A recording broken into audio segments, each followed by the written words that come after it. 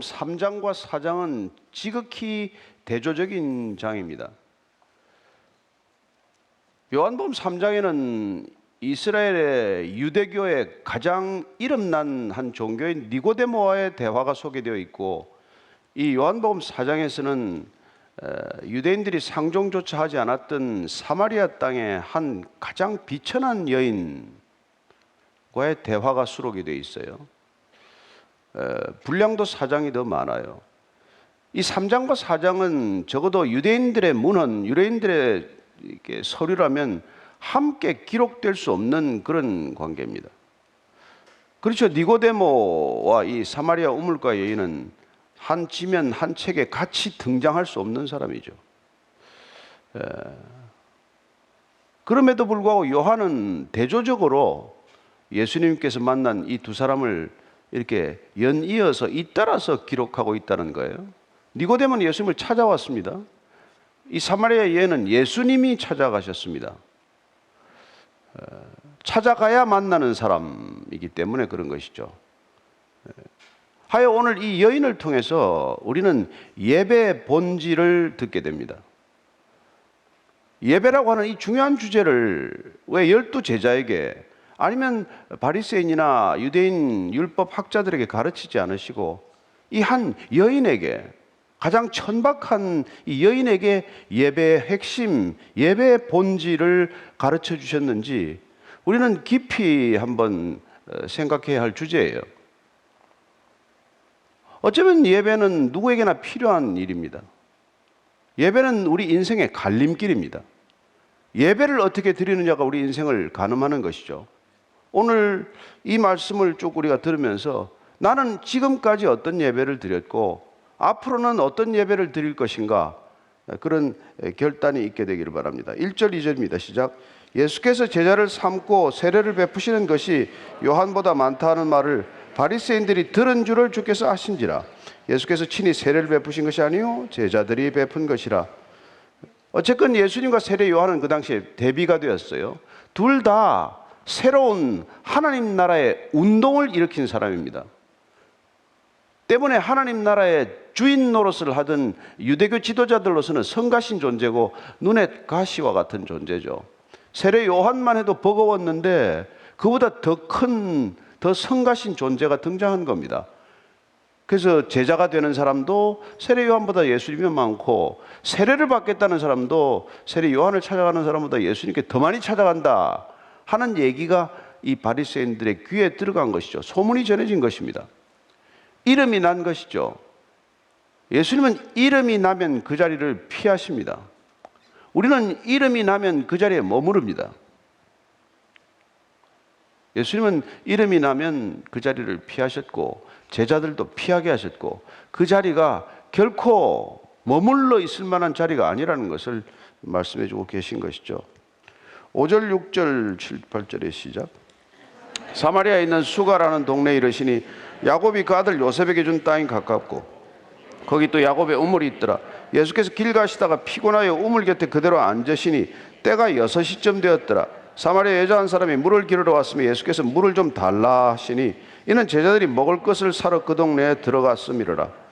수가라고 하는 동네는 세겜 근처로 되게 알려져 있습니다. 야곱이 그 아들 요셉에게 준 땅, 세겜은 나중에 땅을 요셉이 물려받게 되는 것이죠. 근데 거기 야곱의 우물이 있다고 되어 있어요. 야곱의 우물은 지금도 성지 순례를 가면 운이 좋으면 갈 수 있습니다. 팔레스타인 땅이에요. 그래서 팔레스타인과 이스라엘 관계가 좀 긴장이 덜하고 좀 평화기에 들어가면 그걸 열어줍니다. 그러면 야곱의 우물을 볼 수 있어요. 그럼 지금 수가라고 있는 곳에서 한 700m 남쪽으로 우물을 만나게 됩니다. 지금도 그 옛날 우물 그대로 있어요. 물론 집을 짓고 거기에다가 뭐 여러 가지 이제 기념물을 만들어 놨지만은 우물은 그 자체는 그대로 남아 있어요. 그러면 두레박도 있고 해서 두레박을 떠서 다들 물도 한 모금씩 마셔보면서 이제 이 얘기를 다 한번 떠올리게 되는 것이죠. 근데 우물이 깊은 곳입니다. 그쪽 지역은 산악지대여서 적어도 100m 이상 파들어가야 물을 얻을 수 있는 곳이에요. 그러니까 두레박이 없이는 절대로 그 물을 기를 수 없는 것이죠. 오늘 보니까 이 이제 여인이 물을 길러 왔어요. 근데 시간이 정오예요. 그쪽 시간, 유대 시간 6시는 우리 시간으로 12시입니다. 12시면은 중동 사람들은 아무도 움직이지 않는 시간이죠.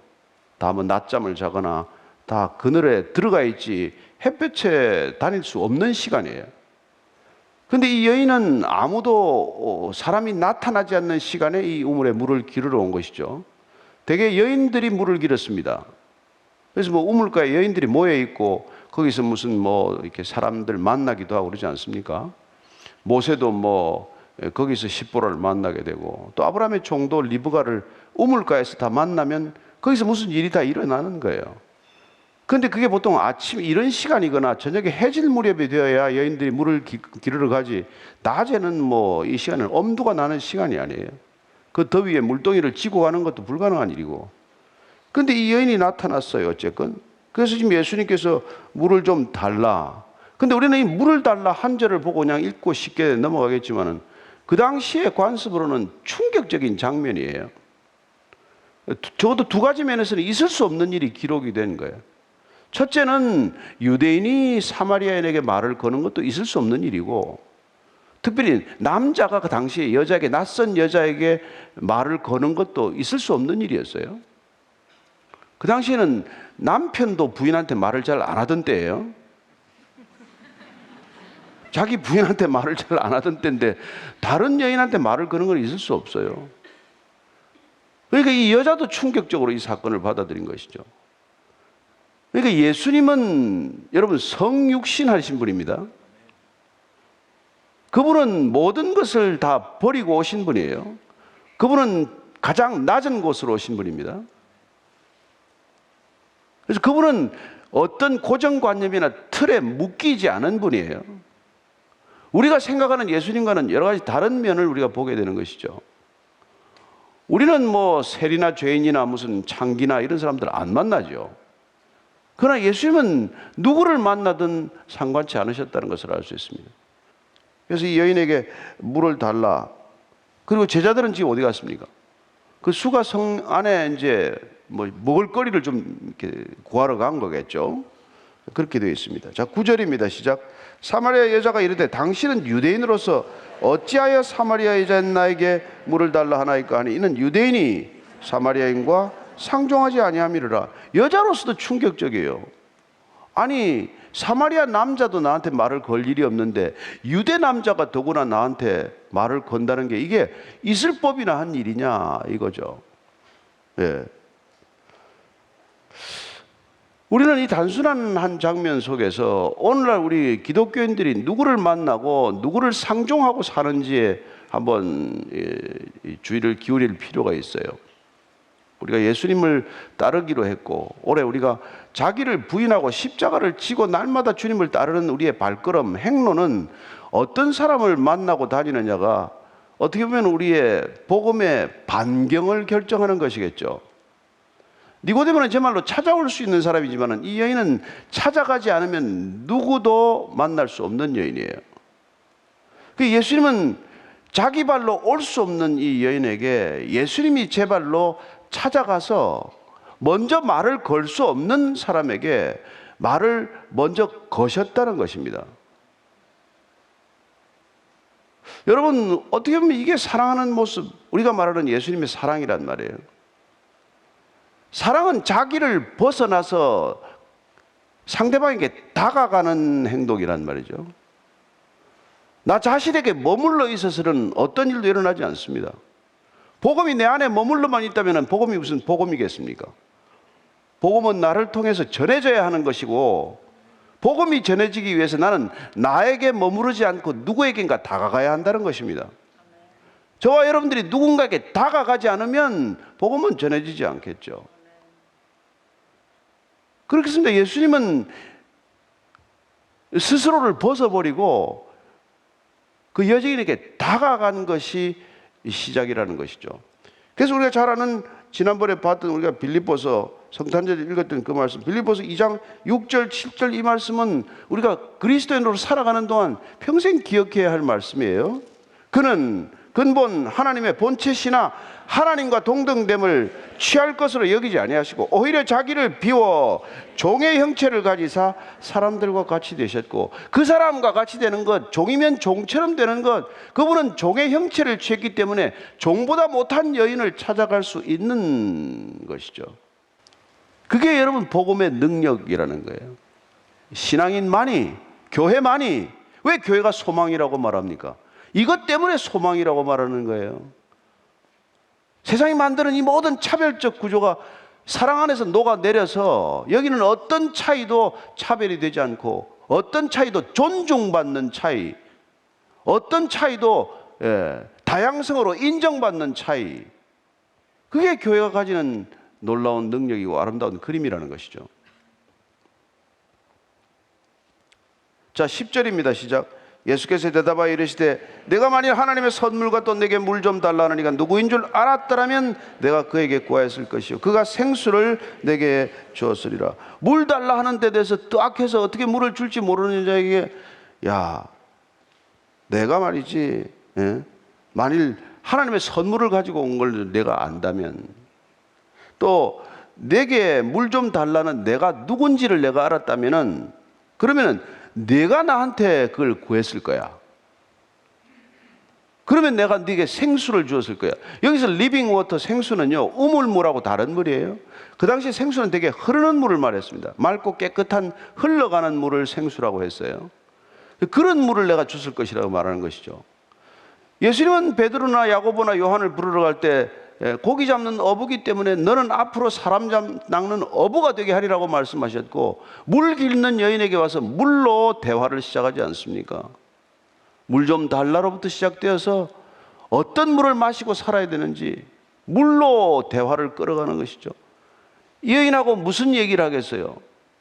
거듭난다는 표현은 니고데모에게나 적합한 표현이지만 이 여인에게는 거듭나야 하는 그 키워드가 뭐냔 말이에요. 물과 생수로 지금 얘기를 하고 있지 않습니까?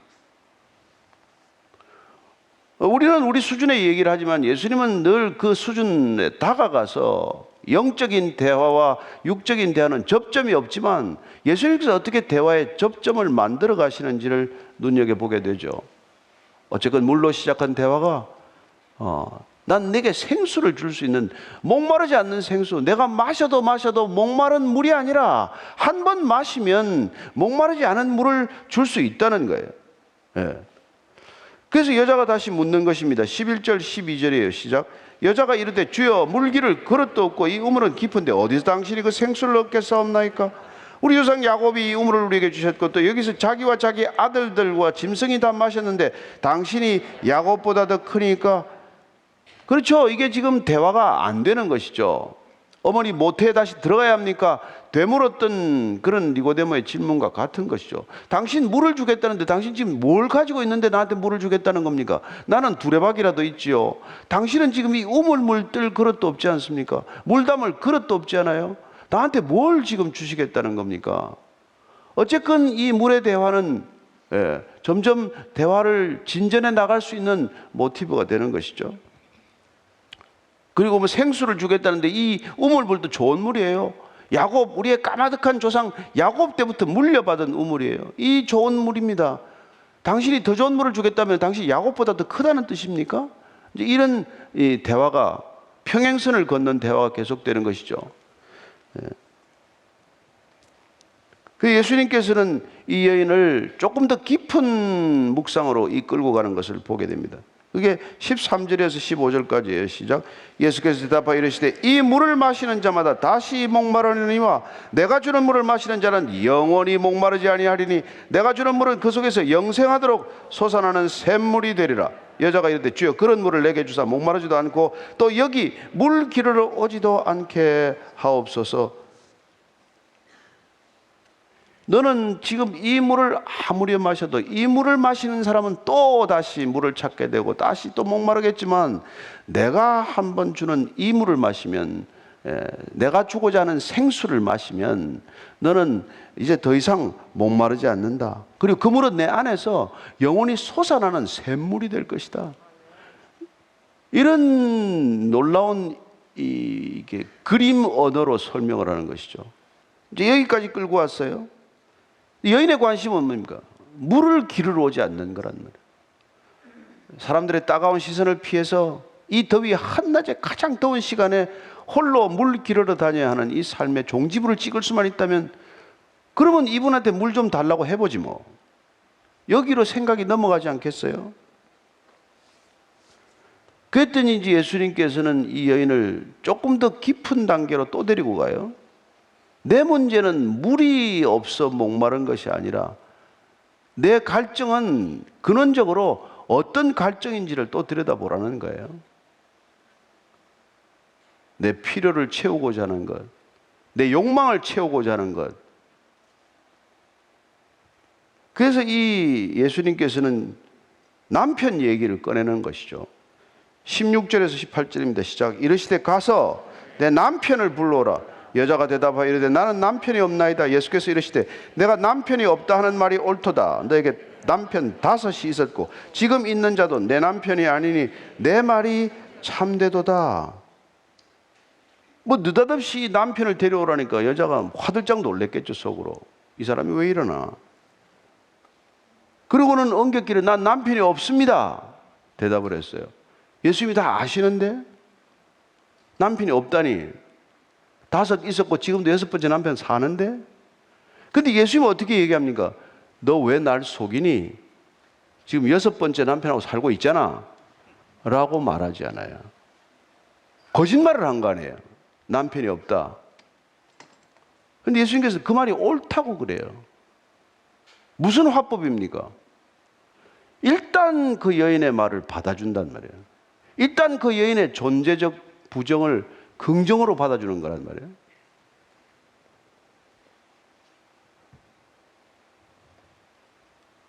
어쩌면 지금까지 이 여인이 살아왔던 이 남자들은 다 남편이 아니었을 거예요.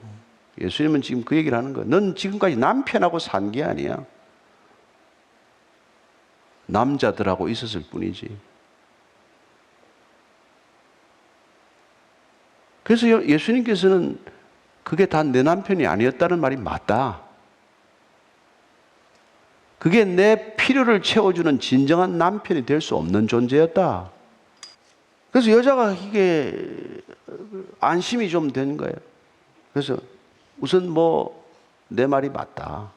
남편 없다는 말이 맞다. 지금 사는 남편도 남편이 아니다. 그랬더니 이 여자가 19절 20절입니다. 시작. 여자가 이럴 때 주여 내가 보니 선지자로소이다.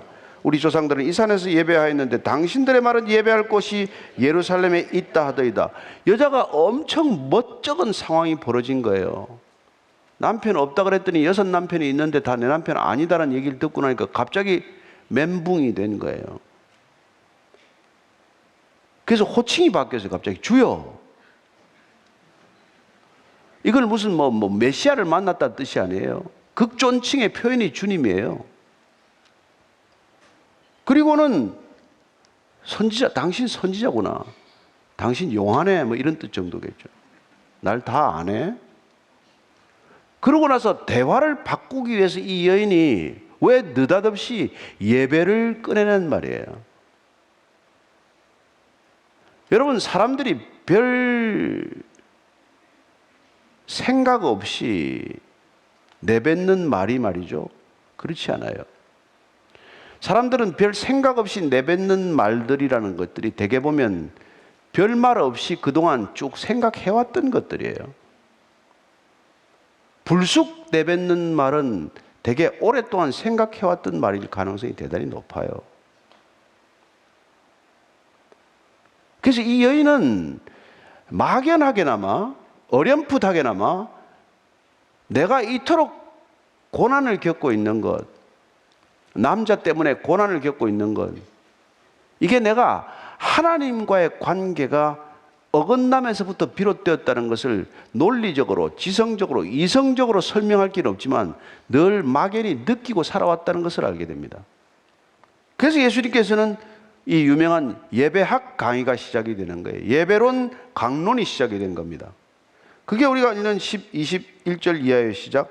예수께서 이르시되 여자여 내 말을 믿으라. 이 산에서도 말고 예루살렘에서도 말고 너희가 아버지께 예배할 때가 이르리라. 너희는 알지 못하는 것을 예배하고 우리는 아는 것을 예배하노니 이는 구원이 유대인에게서 남이라.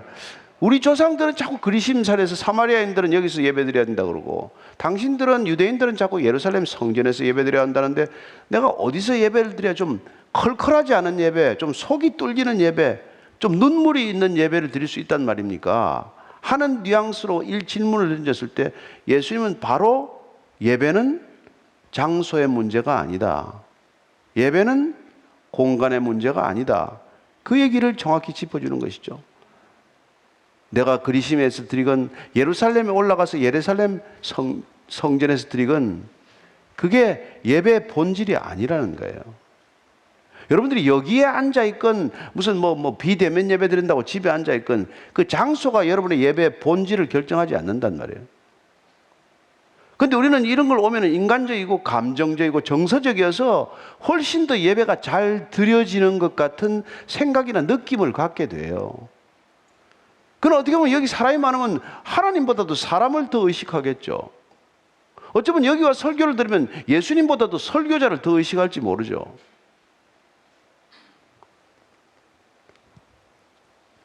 예수님께서는 오늘 한 가지 중요한 걸 짚고 넘어갑니다. 너희들의 문제는 알지 못하는 것을 예배한다. 예배가 뭔지를 모르고 예배를 드린다는 거예요.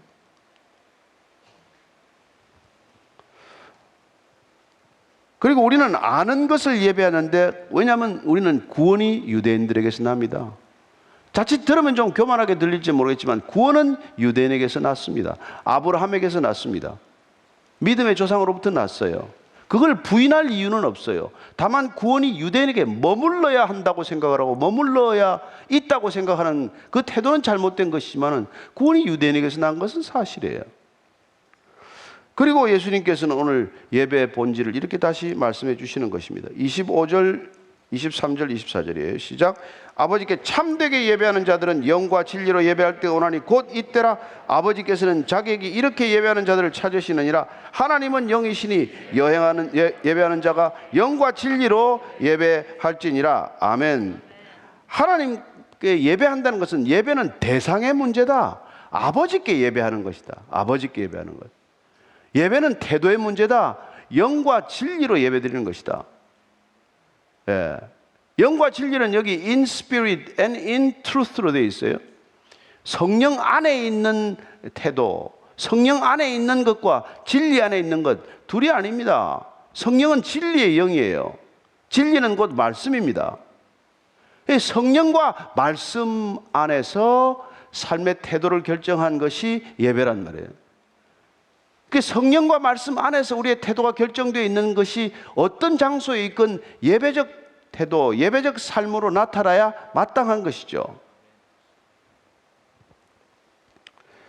하나님은 영이시다. 그래서 예배하는 자는 반드시 성령과 말씀으로 예배를 드려야 된다. 그렇습니다. 그분의 말씀이 곧 성령이고 성령이 곧 그분의 말씀이어서 성령과 말씀은 둘이 아니에요. 그 성령과 그 말씀 안에 있는 것, 그런 삶의 자세, 태도가 곧 예배라고 하는 것입니다. 예수님께서는 무엇이 예배인지를 오늘 이렇게 명쾌하게, 분명하게 우리에게 정리해 주고 계신 것이죠. 따라서 종교적 의식으로서의 예배가 부인되는 건 아니지만, 그러나 아무리 화려하고 아무리 거룩해 보이는 예배적 의식과 절차가 있다고 하더라도 우리가 성령 안에 있지 않으면, 말씀 안에 있지 않으면 우리는 예배를 드리는 것이 아니라 종교 행사를 드리고 있을 뿐이라는 것입니다. 저는 여러분들이 항상 성령 안에서, 말씀의 영이신 성령 안에서, 항상 진리 안에서, 진리의 영이신 성령 안에서, 그리고 진리의 말씀 안에서 언제나 홀로 있건 누구랑 같이 있건 그렇게 그분 안에 머물러 있다면 여러분들은 언제 어디서나 어떻게든 예배적 삶을 살고 있는 줄로 믿습니다. 우리는 그런 예배를 사모해야 되는 것이죠. 그래서 여자는 이렇게 고백하고 끝나게 됩니다. 시작. 여자가 이르되 메시아 곧 그리스도라 하는 이가 오실 줄을 내가 아노니 그가 오시면 모든 것을 우리에게 알려주시리이다. 예수께서 이르시되 내게 말하는 내가 그라 하시니라. 예수님께서 처음으로 내가 곧 그다, 내가 말하는 메시아다라고 말하고 있습니다. 내가 그다, 이건 히브리어에서 말하는 야훼, 하나님의 이름을 헬라식으로 표현한 거예요. 에고 에임이라는 것은. 야훼는 에흐예, 아쉐르 에흐예를 앞에 두 번만 묻혀놓은 거예요. 그는 I am who I am이에요. 근데 헬라어에서는 그냥 I am으로만 지금 이렇게 기록하고 있죠. 그게 하나님의 이름이란 말이에요. 내가 곧 그니라. 여러분, 예수님은 하나님이시다. 이게 우리 믿음의 전부입니다. 예수님은 성육신하신 하나님이시다. 이걸 믿는 게 우리의 믿음이란 말이에요. 그분 안에 있는 것, 그분이 약속하신 성령 안에 있는 것, 그분이 하신 말씀 안에 있는 것, 그분의 말씀이 진리라는 것, 늘 그것을 우리가 기억하고 그분 안에 머무르기를 결단한 게 삶의 예배라는 것, 우리 삶 일상 전체가 그런 예배로 충만하기를 축원합니다. 한 주간 동안 그분의 영 안에서 그분이 보내주신 성령 안에 머무르기를 원하고, 그분이 항상 말씀하신 것을 기억하고, 그분의 말씀이 내 안에 각인되어 내 마음판에 새겨져 그 말씀과 동행하는 한 주간의 삶이 예배의 삶인 줄 믿고 예배자로 살아가시게 되기를 축원합니다.